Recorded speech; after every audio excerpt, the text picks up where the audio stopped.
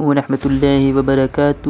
محمد سفیان official channel میں خوش آمدید۔ تو آج ہم جیوش پروٹوکول کے صفحہ نمبر 138 اور پروٹوکول نمبر 3 کو مکمل کریں گے۔ تو ویڈیو کو دیکھنے سے پہلے ہمارے چینل کو سبسکرائب کریں اور بیل آئیکن کو پریس کریں تاکہ ہمارے ریگولر نوٹیفیکیشن اپڈیٹ آپ کو ملتی رہے۔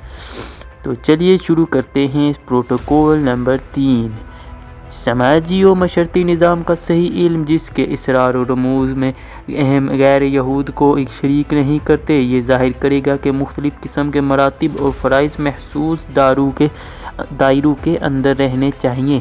انہیں انسانی آلام و مصائب کا باعث نہیں بننا چاہیے جو اس غلط تعلیم کے نتیجے کے طور پر جنم لیتے ہیں، جن کی ان کے فرائض سے قطعاً کوئی مطابقت نہیں ہوتی اور نہ ہی یہ انہیں زندگی میں کبھی سر انجام دینا پڑتے ہیں۔ اس علم کے گہرے مطالعے کے بعد لوگ از خود ان عہدوں پر قانع ہو جائیں گے جن پر ریاست کی طرف سے ان کا تقرر کیا جائے گا۔ علم کی موجودہ صورتحال اور اس کی ترقی کے لیے لوگوں کو مطبوعہ مواد پر اندھا دھند یقین کرنے کی جس راہ پر ہم نے ڈال رکھا ہے، اس کے زیر اثر وہ ان حالات و کیفیات سے شدید نفرت کرتے ہیں جنہیں وہ اپنی دسترس سے باہر سمجھتے ہیں۔ اس لیے ان کی جہالت اور وہ ترغیبات و تصریحات ہمارے لیے غنیمت ہیں جو ان کی گمراہی کا باعث بنی ہیں۔ در حقیقت وہ انسانی طبقات و حالات کا ادراک نہیں رکھتے۔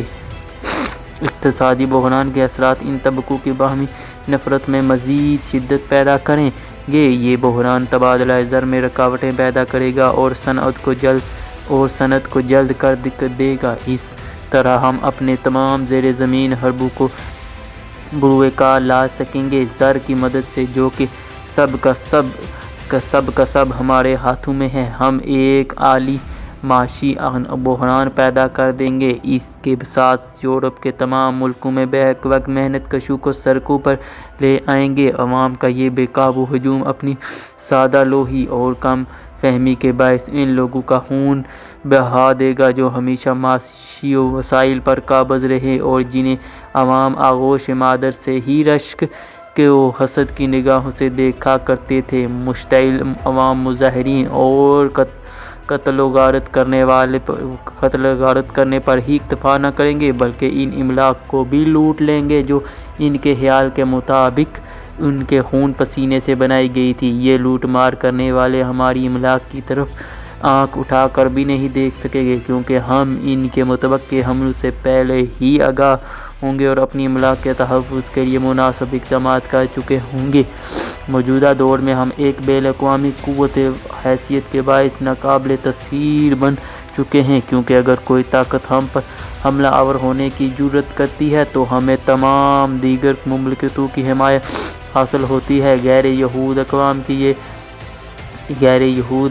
کی یہ شیطانیت اور بدمعاشی ہے کہ وہ قوت اور طاقت کے سامنے عجز و انکسار اختیار کر لیتی ہیں، حتیٰ کہ پیٹ کے بل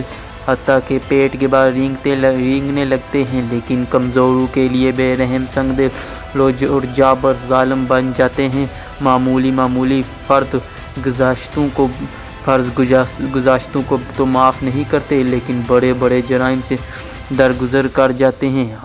آزاد معاشرتی نظام کے تضادات کو برداشت نہیں کرتے لیکن مطلق العنان حکمران کے جبر و استبداد کو یہ رضا اور رغبت بلکہ نیکی سمجھ کر سہ لیتے ہیں۔ ان کی یہی متضاد خصوصیات آزادی کے حصول میں ہماری معاون بنتی ہیں۔ غیر یہودی اقوام موجودہ دور کے بڑے آمروں کے مظالم کو نہایت صبر و استقامت کے ساتھ برداشت کر رہی ہیں کہ ان سے کہیں کم مصائب پر ماضی میں انہوں نے پیسوں بیسیوں تاجداروں کے سر اڑا دیے تھے۔ اس عجیب و غریب طرز عمل کی آخر تو کیا ہے کہ ایک ہی نوعیت کے حالات کے لیے عوام کا رویہ اس قدر متضاد کیوں ہے؟ اس کی ایک وضاحت یوں کی جاتی ہے کہ یہ آمر اپنے کارندوں کے ذریعے اپنے عوام کے کانوں میں یہ بات پھونک دیتے ہیں کہ مملکتوں کو مصائب و آلام ایک عظیم مقصد یعنی عوام کی فلاح و بہبود، نیز عالمی برادری کے قیام اور مساوی حقوق کے یہ اٹھانا پڑ رہے ہیں، ظاہر ہے کہ وہ اپنے عوام کو یہ بتانے سے قاصر رہتے ہیں کہ ایسا اتحاد و یگانگت اور مساوات تو ہمارے ہی اقتدار اعلیٰ کے تحت وجود میں آ سکتی ہے۔ یہیں سے عوام کی بے چینی اور شورشوں کی ابتدا ہوتی ہے۔ ہمیں ایسے حالات پر اظہار تشکر کرنا چاہیے کہ لوگ حق کی ہر قسم کے استحکام اور مرکزیت کو تباہ کر کے ہر قدم پر بدنظمی اور انتشار پھیلا رہے ہیں۔ لفظ آزادی عجیب و غریب فریب اور دھوکہ ہے۔ یہ عوام کے ہر طبقے کو ہر قسم کی طاقت و جبر اور اتھارٹی کے خلاف برسر بیکار کرتا ہے، حتیٰ کہ خدا اور قوانین اور فطرت کے خلاف بھی ابھارتا ہے۔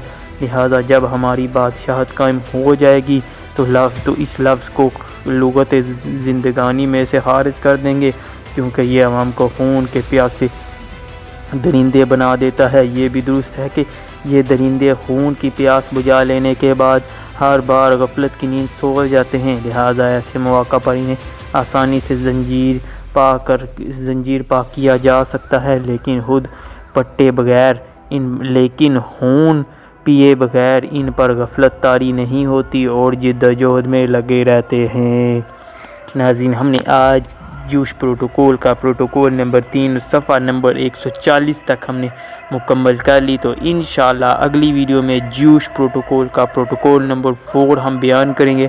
تو ویڈیو کو دیکھتے رہیے اور ہمارے چینل کو سبسکرائب کریں اور بیل آئیکن کو پریس کریں، اور تاکہ ہماری ریگولر نوٹیفیکیشن اپڈیٹ آپ کو ملتی رہیں۔ شکریہ۔